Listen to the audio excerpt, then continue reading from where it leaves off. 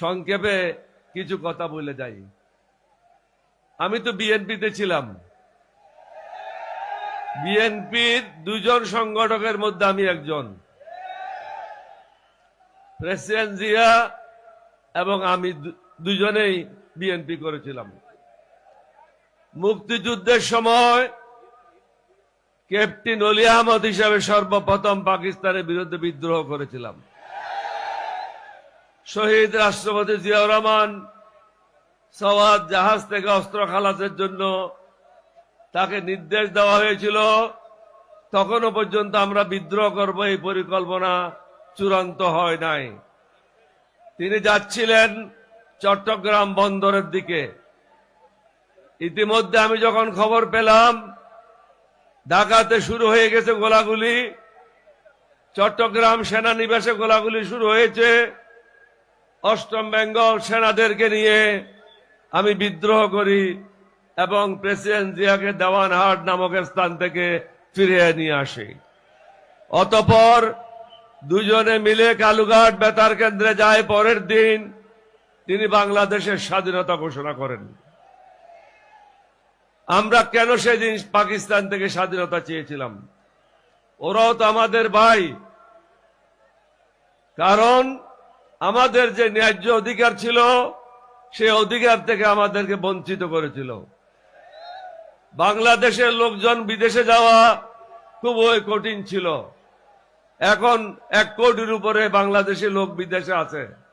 রাওয়ালপিন্ডিতে embassy থাকলে আমাদের দেশের লোকেরা বিদেশে যেতে পারত না।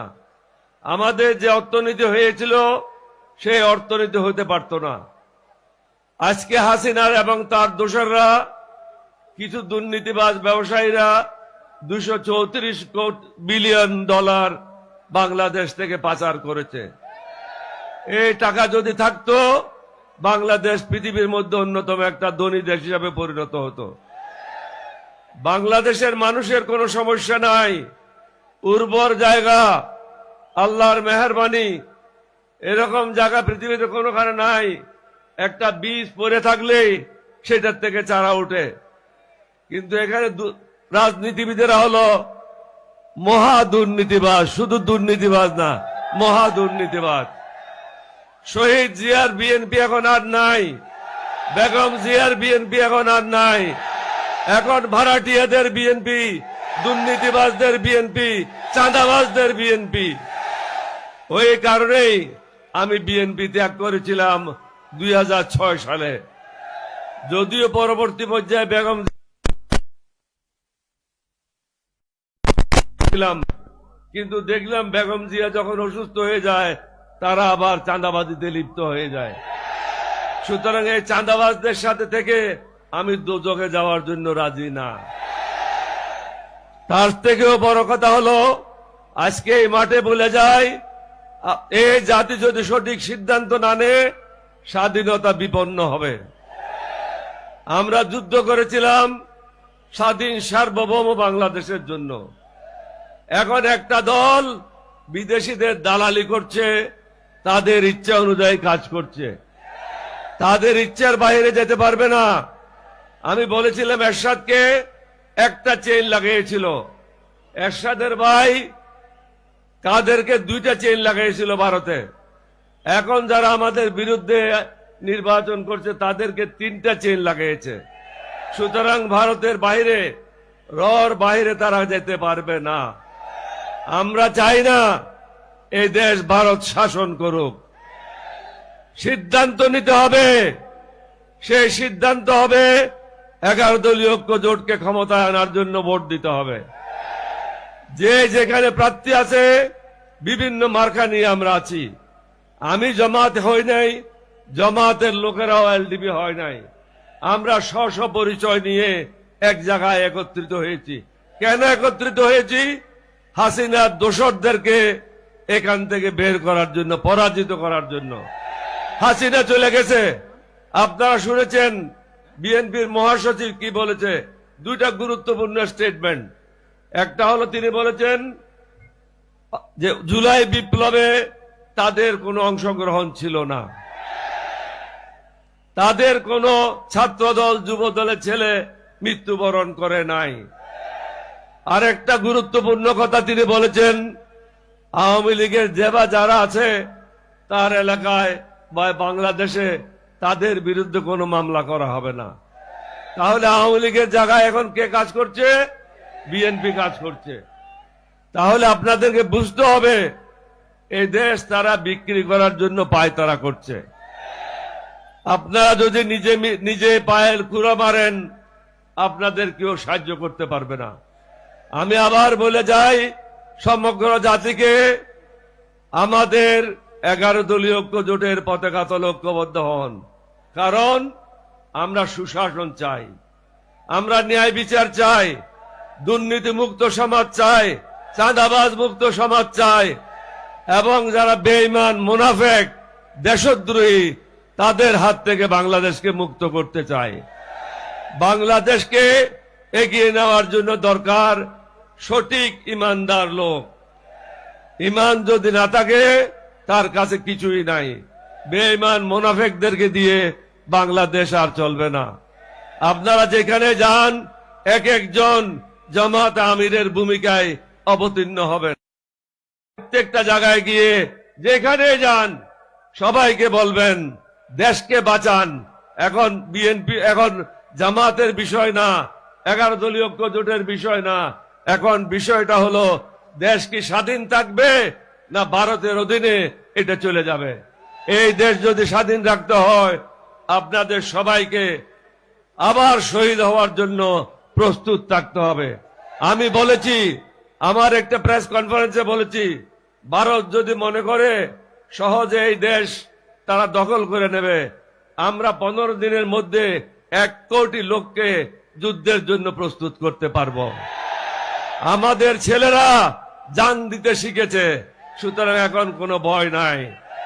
ভারতকে বুঝতে হবে তাদের বিরুদ্ধে আমরা না, কোন হিন্দুদের বিরুদ্ধে আমরা না, কোন বৌদ্ধদের বিরুদ্ধে আমরা না। কোরআন মেনে চলে, হাদিস মেনে চলে, সে কখনো কোনো ধর্মের বিরুদ্ধে কাজ করতে পারে না। আমরা চাই সকল ধর্মের মানুষ সুখে শান্তিতে এই দেশে বসবাস করুক। তাদেরকে গত 2 বছর কারা নিরাপত্তা দিয়েছে? আমরা যারা আছি 11 দলীয় ঐক্য জোটে, আমরা বিভিন্ন দুর্গাপূজার মণ্ডপে গিয়ে তাদেরকে শান্তি দিয়েছি, নিশ্চয়তা দিয়েছি।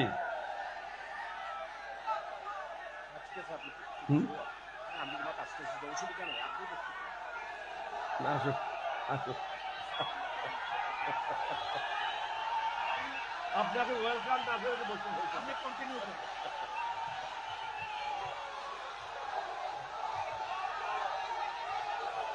জোরে তালি বাজন না, জোরে তালি বাজন না। আমির জামাতুল্লাহ শতানল দায়িত্ব গুয়ানে দেশতুন